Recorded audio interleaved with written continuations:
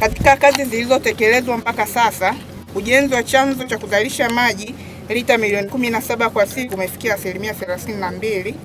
Ujenzi wa laini kuu yenye kipenyo cha milimita 400 kutoka katika chanzo chetu cha maji mpaka katika eneo hili la kutibu maji, urefu wa kilomita 1.8 umefikia 87%. Ujenzi wa tenki letu la maji la lita milioni 5 umekamilika kwa 83%. Pia tuna uchimbaji na ulazaji wa bomba kuu kilomita 33 mpaka sasa umekamilika kwa 85%, na tuna ujenzi wa mitambo ya kutibu maji yenye uwezo wa lita milioni 16 na laki 5 kwa siku umefikia 45%. Mheshimiwa Naibu Waziri, utekelezaji wa mradi huu ulianza utekelezaji Aprili 2023 na ulitarajiwa kukamilika Disemba 25, lakini mkandarasi ameongezewa muda wa utekelezaji wa mradi mpaka ifikapo Septemba 2026. Tunategemea mradi huu utakapokamilika utaenda kuhudumia vijiji 34 ndani ya wilaya yetu ya Karagwe vilivyopo ndani ya kata 12. Mheshimiwa Naibu Waziri, wanufaika wa mradi huu utakapokamilika ni wananchi 352,790 ndani ya hizi kata 12 na vijiji 38 ndani ya wilaya yetu ya Karagwe.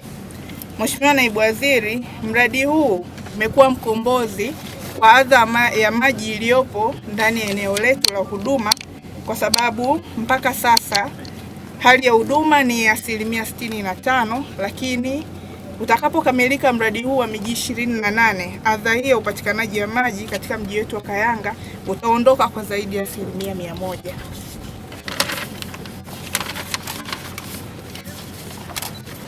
Mheshimiwa Naibu Waziri, mradi wetu katika hatua za utekelezaji mpaka sasa umefikia 70% za utekelezaji. Hitimisho.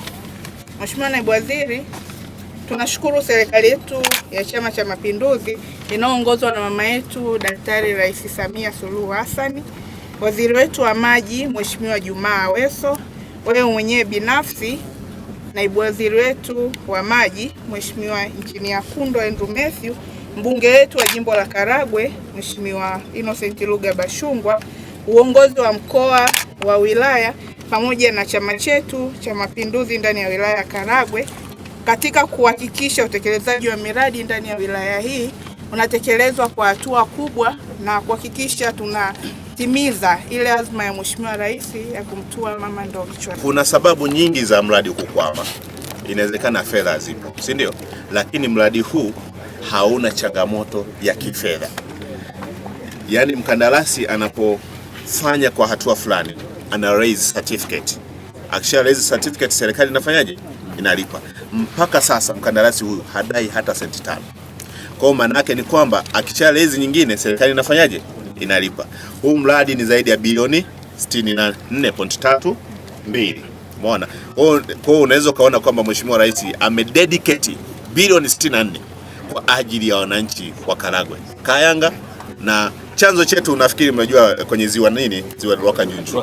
Kwa hiyo naamini kwamba mradi haujakwama, isipokuwa kuna uzembe ambao unafanyika. Nilitarajia kwamba wakati nakuja niambiwe kwamba structure ya chlorofluorinator imefikia 90% kwa kipindi hiki. Nilitarajia niambiwe intake imefikia 90%. Halafu ndo ningeambiwa kwamba sasa kilichobaki ni mechanical.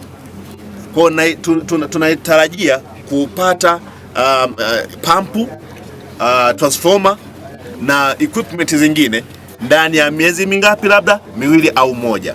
Na baada ya hapo tutafanya installation.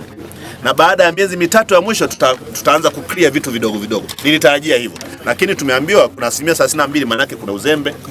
Tuna 45%. Hii ndio structure kubwa katika mradi huu mzima, ambayo ni kubwa kuliko zote, ambayo tulitarajia huu ikifikia 92% sisi tunapita mtaani kusema kwamba mradi ushakamilika. Lakini kwa sasa hatuwezi kupita mtaani na kusema mradi umefanyaje? Umekamilika. Kwa hiyo ninachotoa maelekezo yangu na rai kwa wakandarasi ni kuhakikisha kujua kwamba mradi huu una mapinduzi makubwa sana kwa wakazi wa Karagwe. Mapinduzi hayo ambao wanatuchelewesha yatajenga kukosa imani kwa wananchi dhidi ya serikali yao.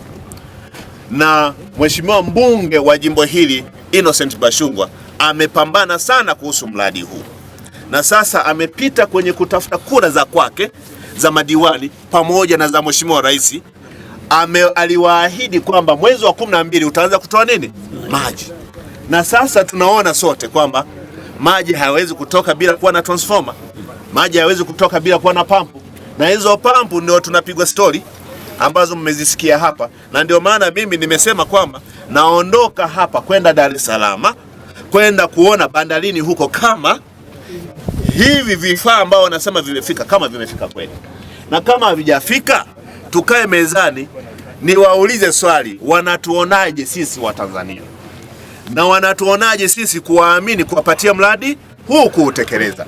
Na baada ya hapo wakishatupatia majibu, tutachukua hatua kama serikali. Kwa hiyo huu mradi haujakwama, isipokuwa uzembe huo ndio tunaukemea.